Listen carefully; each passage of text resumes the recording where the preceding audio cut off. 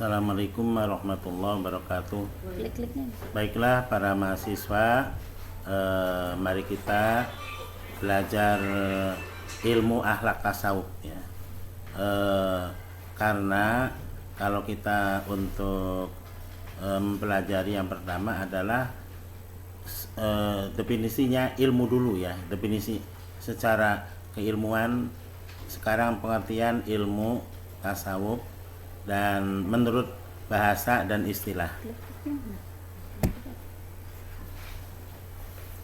Nah, ini menurut tasawuf menurut lughat atau menurut bahasa. Nah, ini ada Barmawi Umari mengatakan bahwa belum ada yang menggoyahkan pendapat yang mengatakan bahwa tasawuf itu berasal dari wazan atau timbangan tasawwapa ya tasawwapu tasawupan, dengan timbangan yaitu tasawuf ya tasawwapa ya tasawwapa ya tasawupan.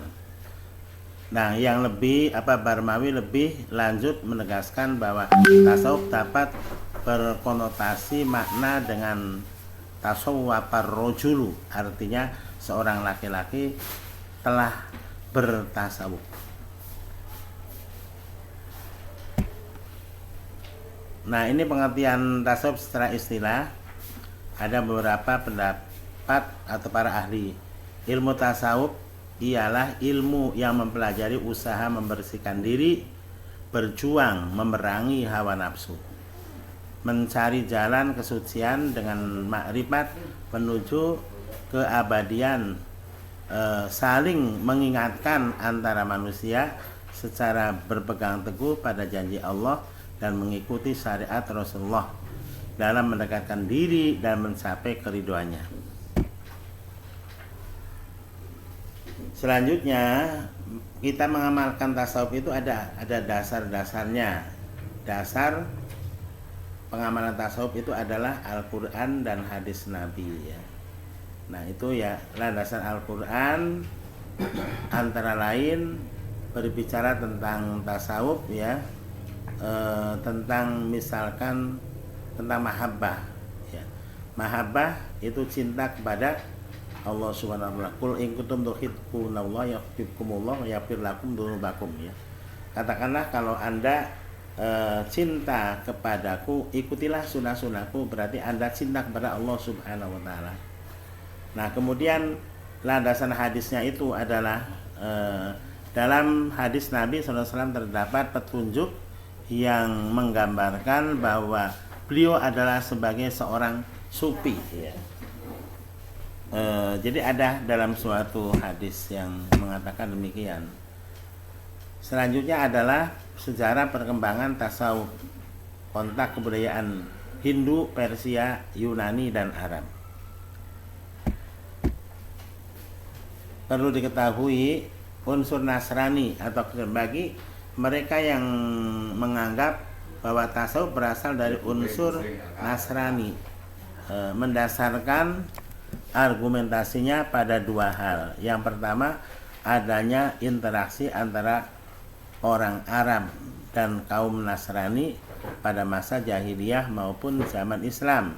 Yang kedua, adanya segi-segi kesamaan antara kehidupan para asketis atau sufi dalam hal ajaran cara mereka melatih jiwa atau riyadoh ya, melatih jiwa dan mengasingkan diri atau halwat dalam kehidupan al-masih dan ajaran-ajarannya, serta dengan para rahib mereka bersembayang dan berpakaian. Jadi kalau misalnya mereka mengklaim bahwa ajaran tasawuf itu adalah ada unsur Nasraninya, mereka orang-orang sufi itu hidup secara sederhana. Ya, ada orang mengatakan pakaiannya tuh compang-camping gitu ya. Sederhana sekali, tidak bermewah-mewahan, kemudian berhalwat. Berhalwat itu artinya menyendiri ya, bersemedi. Jadi orang-orang yang kalau tasawuf itu cenderung dengan pengamalan torekot ya. Torekot itu biasanya ada yang pengamalannya di tempat-tempat yang sepi ya, di ada keramaian. Begitupun ajaran-ajaran Nasrani dahulu itu ya, sampai sekarang pun mereka cenderung di tempat-tempat yang sepi-sepi. dalam melaksanakan sembahyang menghadap Tuhannya. Nah, begitupun orang-orang sufi ya, dalam pengamalan tasawufnya itu di tempat-tempat yang sepi, jauh dari keramaian. Selanjutnya, pokok-pokok ajaran tasawuf yang diklaim berasal dari agama Nasrani antara lain adalah yang pertama, sikap fakir ya. Sikap fakir itu berasal dari lebih kesederhanaan. Sikap fakir, kemudian tawakal kepada Allah dalam soal penghidupan. Jadi orang-orang yang mengamalkan tasawuf itu tidak kayak orang biasa hidup mewah ya, kendaraan mewah ya. Bahkan istrinya juga pengennya ganti-ganti ya. Tapi orang sufi itu hidup sederhana. Bahkan mereka pun ada yang tidak menikah saking khusyuknya untuk pengamalan tarekat. Jadi menyerupai Nasrani. Oleh karena itu banyak yang mereka juga yang tidak menikah ya. Nah, ini ya yang selanjutnya peranan syekh yang menyerupai pendeta ya. Syekh atau orang yang mengijazahi ilmu tarekat ya, mereka itu dikatakan juga boleh dikatakan seorang yang menyerupai pendeta ya. Banyak mereka yang tidak menikah ya.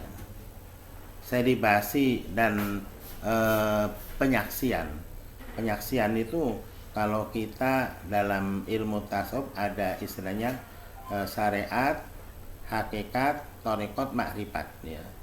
Nah, ketika yang tinggi makrifat itu melihat Allah SWT dengan mata hati ya, itu adalah menyerupai dengan agama atau menyerupai dengan pengamalan seorang pendeta ya. Mursyid ya, kalau orang tasawuf tuh yang mengijazahi dalam tarekat itu namanya mursyid ya. Memberi ijazah atau memberi amal-amalan berupa wiridan itu adalah disebut dengan mursyid ya. Ada unsur Hindu. Tasawuf dan sistem kepercayaan agama Hindu memiliki persamaan seperti hidup fakir ya. Darwis al-Birawi mencatat adanya persamaan cara ibadah, mujahadah dan tasawuf ajaran Hindu. Demikian juga pada paham reinkarnasi atau perpindahan ruh dari satu badan ke badan yang lain. Cara melepaskan dari dunia versi Hindu Buddha dan persatuan ini dengan jalan mengingat Allah. Jadi reinkarnasi. Udahlah. Jadi demikianlah tentang tasawuf ya. Mudah-mudahan bisa dipahami ya. Terima kasih atas segala perhatian. Mohon maaf bila terdapat kekurangan. Billahi taufiq wal hidayah. Wassalamualaikum warahmatullahi wabarakatuh.